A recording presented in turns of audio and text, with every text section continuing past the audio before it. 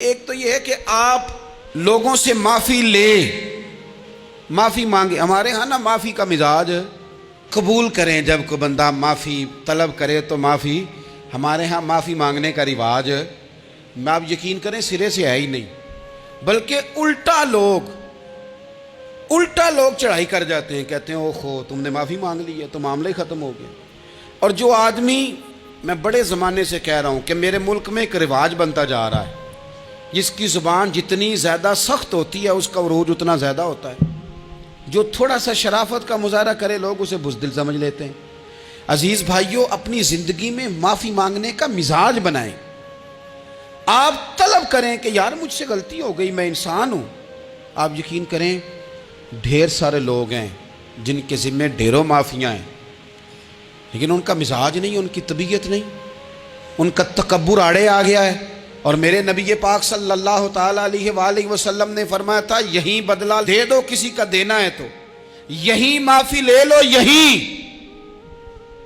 ورنہ فرمایا یاد رکھنا قیامت کے دن تو اس طرح ہوگا کہ اگر سینگ والی بکری نے بغیر سینگ والی بکری کو مارا ہوگا اسے بھی قیامت میں بدلہ دینا پڑے گا. یہی معافی تلافی لے لو، یہی. تو ہمارے ہاں مزاج نہیں. مزاج بنائیں نا، آپ معافی کا مزاج بنائیں. رسمی ویسے معافیاں مانگتے ہیں، حج پہ جا رہا ہوں بھائی اگر کوئی ہو گئی تو معاف کر دینا، یہ تو رسم ہے، تو بڑی دنیا ادا کرتی.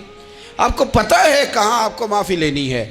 تو جہاں جہاں اس طرح کے معاملات ہیں وہاں آپ کلیئر کریں. صحیح بخاری میں حدیث ہے حضرت ابو ذر غفاری سے، جب کسی نے کہا کہ آپ نے اسی طرح کے کپڑے خود پہنے ہیں جس طرح کہ آپ کے غلام نے پہنے، یہ کیا معاملہ ہے؟ تو فرمانے لگے، اعلانیہ خود بتانے لگے، فرمانے لگے مجھ سے ایک دفعہ غلطی ہو گئی تھی، میں نے ایک غلام کو جھڑک دیا تھا تو نبی پاک نے مجھے تنبیہ فرمائی، تو میں نے اس غلام سے معافی بھی مانگی، اور اس دن سے لے کر آج تک میں جس طرح کا خود لباس پہنتا ہوں اسی طرح کا اپنے غلام کو پہناتا ہوں. تو وہ خود بیان کر رہے ہیں، وہ لوگ اظہار کر رہے ہیں کہ ہم نے یہاں نبی پاک علیہ الصلوۃ والسلام کے تنبیہ کرنے پر ہم نے اپنے غلام سے، خادم سے یا کسی غلام سے معافی مانگی. تو معافی مانگنے سے بندے کا قد کبھی چھوٹا ہوتا ہے؟ میرے نبی پاک علیہ السلام نے فرمایا جو معافی مانگ لے اللہ تو اس کی عزت میں اضافہ کر دیا کرتا ہے. تو اس لیے ایک تو جہاں یہ معاملہ ہے وہاں، اور دوسری جو آیت میں نے تلاوت کی اس میں اللہ کہتا ہے کہ غصہ پی بھی جاؤ، معافی مانگو بھی اور معاف کر بھی دو. والکاظمین الغیظ والعافین عن الناس، فرمایا وہ لوگ جو غصہ پی جاتے ہیں اور لوگوں سے درگزر کرتے ہیں، لوگوں سے درگزر کرتے ہیں. واللہ یحب المحسنین، اللہ ان احسان کرنے والوں سے محبت فرماتا ہے، ان سے اللہ پیار کرتا ہے. تو رب فرماتا ہے جو غصہ پی جاتے ہیں والعافین عن الناس، اور لوگوں سے درگزر کرتے ہیں. ایک تو معافی مانگے اور دوسرا معاف کر بھی دیں. اگر دل میں کوئی بات ہو تو معاف، ہر روز لوگوں کو معاف کر کے سویا کریں. پہلے تو اس طرح کا کوئی کام ہی نہ کریں. ایک شخص نے جملہ کہا تھا، لکھا تھا، کمال لکھا تھا، اس نے کہا تھا کبھی ایسا کوئی کام نہ کرنا کہ کوئی تمہاری وجہ سے جا کے رب کے سامنے رونا شروع کر دے.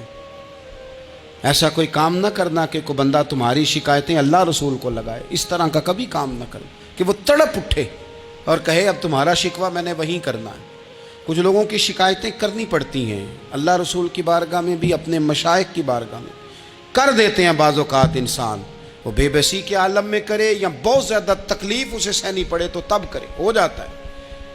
تو ایک تو ایسا کریں نا، اور کوشش کریں لوگوں کو معاف کر دیں، اپنے دل سے چیزیں نکال دیں.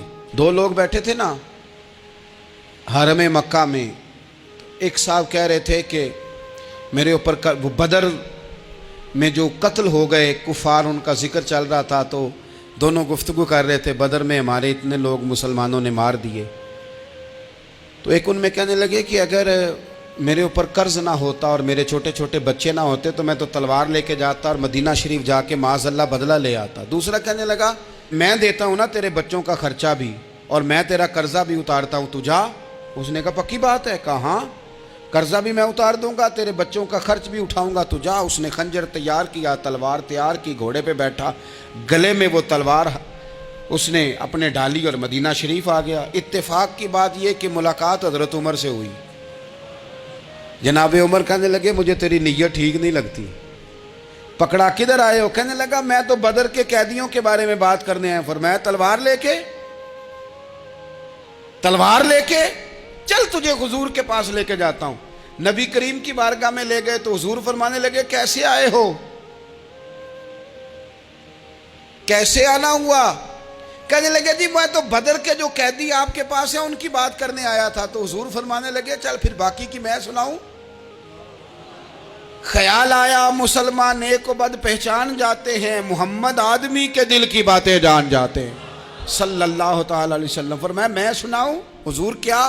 فرمایا تم اور فلاں بن فلاں وہاں بیٹھے ہوئے تھے نا حرم مکہ میں فلاں پہاڑ کے ساتھ ٹیک لگا کے, اور تم نے یہ کہا تھا نا کہ قرضہ نہ ہوتا, بچے چھوٹے نہ ہوتے تو بدر کے مقتولین کا میں بدلہ لیتا. یہ سارا کچھ طے کر کے پھر آئے ہو تلوار لے کے, اور یہاں کہتے ہو میں قیدیوں کے بارے میں بات کرنے آیا تھا. اس کے تو پسینے چھوٹ گئے, وہ تو بے حال ہو گیا. اس نے کہا اس کا تو سوائے اس کے اور میرے کسی کو نہیں پتا, اور اگر آپ کو پتا چل گیا ہے تو پھر آپ اللہ کے سچے رسول ہیں. تو حضور اگر آپ کو پتا چل گیا ہے کہ میں قتل کرنے کے ارادے سے آیا ہوں, میں معاذ اللہ بدلہ لینے آیا ہوں, اللہ کرے آپ کو سمجھ آئے میری بات کی. یعنی ایک تو یہ ہے کہ بندہ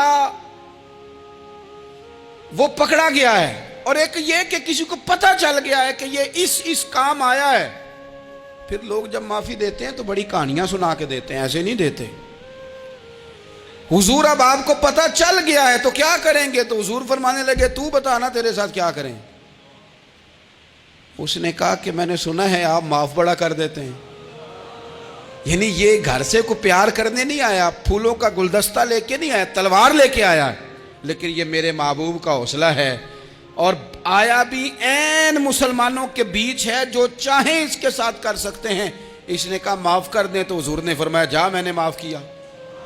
حضور نے معاف کیا. وہ کہتا حضور معاف کر رہے تھے اور رب میرے دل میں ایمان کو تازگی عطا فرما رہا تھا. حضور نے معاف کیا اور میں نے کلمہ پڑھنا شروع کر دیا.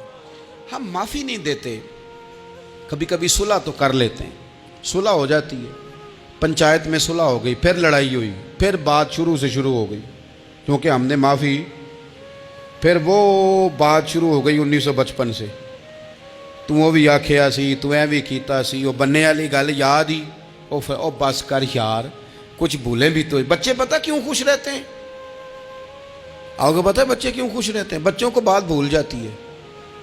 اس لیے بچے, اماں نے ادھر 2 تھپڑ مارے 3-4 منٹ پہلے, اور اگلے 5 منٹ میں اماں نے پھر ماتھے کا بوسہ لیا تو بھول گئی بات. اللہ کرے کوئی تھوڑے تھوڑے بچے بھی بن جائیں. یہ جو بہتے سیانے ہیں نا, ان کا بھی اللہ ہی حافظ ہے, عقل زیادہ آ گئی ہے نا. اس لیے اقبال جیسے لوگوں نے کہا تھا خرد کی گتھیاں سلجھا چکا ہوں, یا رب مجھے صاحب جنوں کر دے, صاحب جنوں کر دے, صاحب اللہ کوئی تھوڑا سا مجھے مجنون بھی بنا. یہ زیادہ عقل تو کسی کام کی رہی نہیں, پاگل کر دی, پاگل کر دی. بہت سارے لوگ ایسے ہیں زیادہ سمجھدار ہوتے ہیں, لہذا معافی دینے کو تیار ہے. معافی دیں, جب کوئی معافی کا مطالبہ کرے تو اسے معافی. سب سے مشکل کام ہوتا ہے لمبی لسٹ والے دشمن کو معاف کرنا. لسٹ جس کی لمبی ہو نا غلطیوں کی, ایک آدھ غلطی تو معافی ہو جاتی ہے.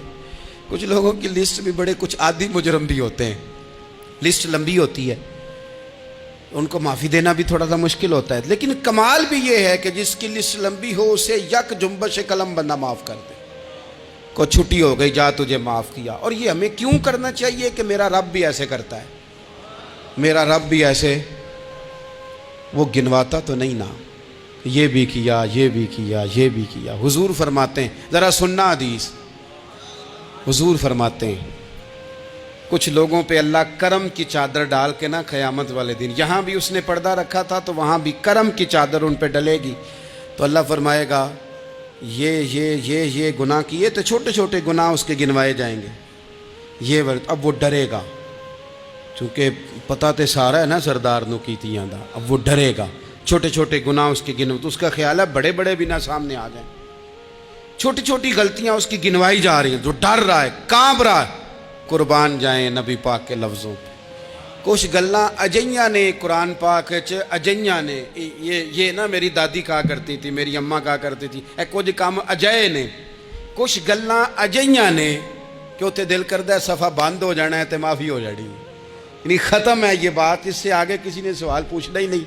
چھوٹے چھوٹے گناہوں کا اللہ تذکرہ فرمائیں، یہ کیا یہ کیا یہ کیا، یا اللہ ہو گیا۔ اب بندہ ڈر رہا ہے کہ بڑے بڑے بھی سامنے آ جائیں گے، لیکن چھوٹے گناہوں پہ ہی فل سٹاپ لگا کے نا تو رب فرمائے گا یہ جو تیرے گناہ ہیں نا اس کے بدلے تجھے نیکیاں دی جا رہی ہیں۔ تو نے سچی توبہ کی تھی تو ان گناہوں کو بدل کے نیکیاں بنایا جا رہی ہیں۔ پہلے ڈر رہا تھا، حضور فرماتے ہیں، اب فٹافٹ بول پڑا، کہنے لگا یا اللہ میں نے تو بڑے بڑے بھی کیے ہیں، یعنی اگر چھوٹوں کی نیکیاں بن گئی ہے تو وہ پاپ کدھر ہیں بڑے بڑے، وہ میرے کدھر ہیں۔ کریم یہ بات کر رہے ہیں اور صحابہ رو رہے ہیں، میں نے تو بڑے بڑے بھی کیے ہیں، بڑے بڑے کدھر ہیں۔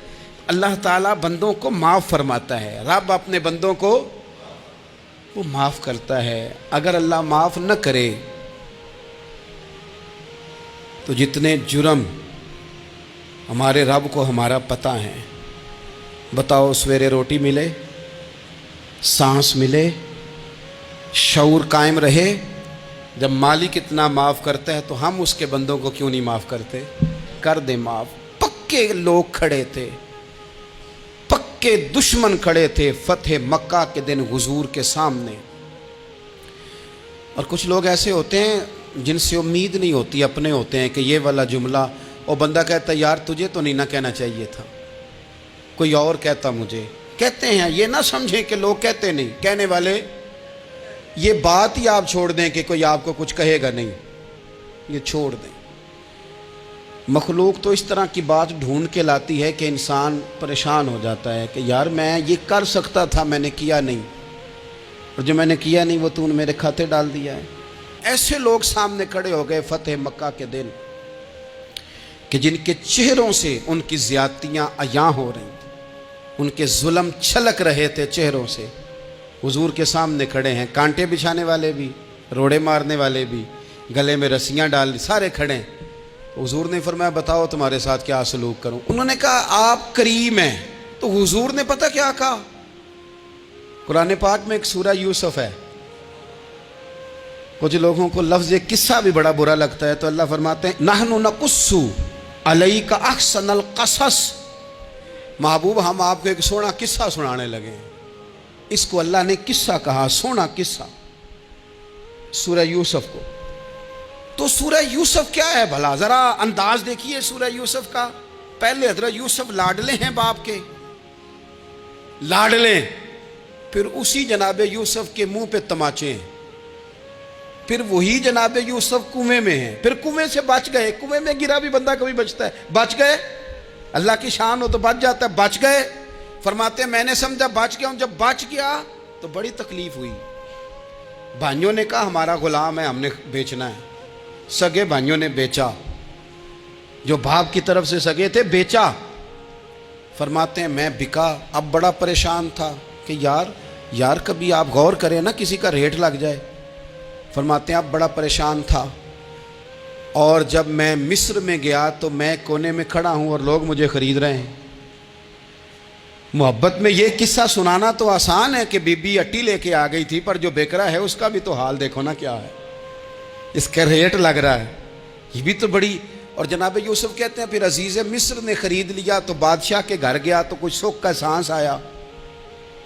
یہ حضرت یوسف ہیں، یہ لاڈلے ہیں۔ فرماتے ہیں سکھ کا سانس لیا ہی تھا کہ جناب زلیخا نے الزام لگایا، اور وہ غلطی معاذ اللہ جس کا تصور بھی نہیں، اس کی پاداش میں سالوں جیل کاٹا۔ لیکن خدا کی حکمت ہے نا، اللہ کا کرم ہے نا، جس ملک کے وہ قیدی تھے رب نے اسی ملک کا حکمران بھی بنا دیا۔ یہ اللہ کی حکمت ہے نا، تقاضے ہیں نا۔ صبح کے تخت نشین شام کے مجرم ٹھہرے، ہم نے پل بھر میں نصیبوں کو بدلتے دیکھا، وہ جو چاہے جب چاہے کر دے۔ تو جب وہی بھائی مجبور ہو کر سوالی بن کر سامنے آئے ہیں، پتہ کیا ہوتا ہے، بندہ معاف کر دیتا ہے، بہت سارے لوگ معاف کرتے ہیں پر کہانیاں سنا کے، پتہ جے نا ادوں کی آکھیا سا جے، پتہ جے نا ادوں کی کیتا سا جے، پھر پتہ جے نا تسی اے بھی آندے سو، یہ ساری کہانیاں سنا کے۔ لیکن حضرت یوسف کے سامنے کھڑے ہو گئے. جناب یوسف نے بات چھیڑی کوئی نہیں, فرمایا تم سے بات ہی کوئی کرنی, جاؤ تمہیں سارا کچھ معاف کیا. اب جب یہ لوگ مکے والے حضور کے سامنے کھڑے, اس طرح معافی دینی چاہیے. یہ جب سامنے کھڑے ہوئے تو حضور نے فرمایا پتہ تمہارے ساتھ کیا سلوک کرنے والا ہوں؟ کہا حضور نہیں. فرمایا وہی جو جناب یوسف نے بھائیوں کے ساتھ کیا تھا. پچھلا صفحہ پلٹنا ہی کوئی نہیں, جاؤ تمہیں معاف کیا, جاؤ تمہیں معاف کیا, جاؤ تمہیں معاف کیا. اور صرف معاف نہیں کیا, ساتھ عزت بھی دی. سب سے زیادہ مقابلے تو حضرت ابو سفیان نے کیے تھے نا, آخر تک وہ آئے تھے. آج وہ کلمہ پڑھ رہے ہیں, سردار ہیں, کلمہ پڑھ رہے ہیں, تو نبی پاک نے صرف معافی نہیں دی, عزت بھی دی. فرمایا جناب ابو سفیان چونکہ اب مسلمان ہو گئے ہیں, میں سب کو معاف کرتا ہوں, جو اپنا اندر سے دروازہ بند کر لے اسے بھی معاف کرتا ہوں, اور جو ابو سفیان کی حویلی میں آ جائے اسے بھی معاف کر دوں گا. تو ابو سفیان وہ کہتے میں حیران ہی ہو گیا کہ اتنی بڑی بات, معافی بھی دی اور ساتھ عزت بھی دی. تو آج جو سبق آپ کی خدمت میں میں نے عرض کیا ہے, اس کو آپ امید ہے یاد رکھیں گے. ایک تو یہ کہ معافی مانگ لیں. اگر کسی جگہ ہمارا معافی مانگنا, اگر ہم سمجھتے ہیں, ہمارا دل ضمیر گواہی دیتا ہے کہ مجھے معافی مانگنی چاہیے, تو معافی مانگیں. اور دوسرا پھر معافی دیں بھی, اور معافی دیں, سیاسی صلح نہ کریں, معافی دیں تو پھر واقعہ ہی دیں, دل سے دیں. اور آخری بات یہ کہ جس طرح ہم نے لوگوں سے معافی لینی ہے اور معافی دینی ہے, اسی طرح جہاں ہم سے شرعی قباحتیں ہوئی ہیں, اخلاقی کمزوریاں ہوئی ہیں, ایک بات تو اچھی طرح سمجھ لیں کہ نفل پڑھنے سے حقوق العباد نہیں معاف ہوتے, وہ بندے سے معافی مانگنے سے ہی ہوتے. ساری رات کو بندہ تسبیح پڑھے اور کہے کہ میں نے اماں کی نافرمانی کیا تو معافی ہو جائے گی, نہیں, وہ اماں ہی معاف کرے گی تو معافی ہوگی, وہ ابا ہی معاف کرے گا تو پھر ہی معافی ہوگی. تو جو جہاں شریعت کی مخالفت کی ہے وہاں بھی معافی مانگیں, اللہ کے حضور گڑ گڑائیں, توبہ کریں, اور توبہ بدل جانے والی کریں, تبدیل ہو جانے والی توبہ کریں. معافی مانگ بھی لے, معافی دے بھی دیں. اور آپ سے یہ بھی گزارش کروں گا کہ جہاں اللہ رسول کی ہم سے نافرمانی ہوئی ہے, وہاں تنہائی میں 2 نفل پڑھ کے, تنہائی میں اللہ تعالیٰ سے بھی معافی کے خواستگار ہوں. یاد رکھیں جب اس کی خفیہ تدبیر آ گئی تو پھر معافی کا وقت ہو سکتا ہے خدا نہ کرے ہمیں نہ مل سکے, تو اب وقت ہے, خوب استغفار کریں, خوب معافی مانگیں. اللہ تعالیٰ آپ کو اور مجھے عمل کی توفیق عطا فرمائے.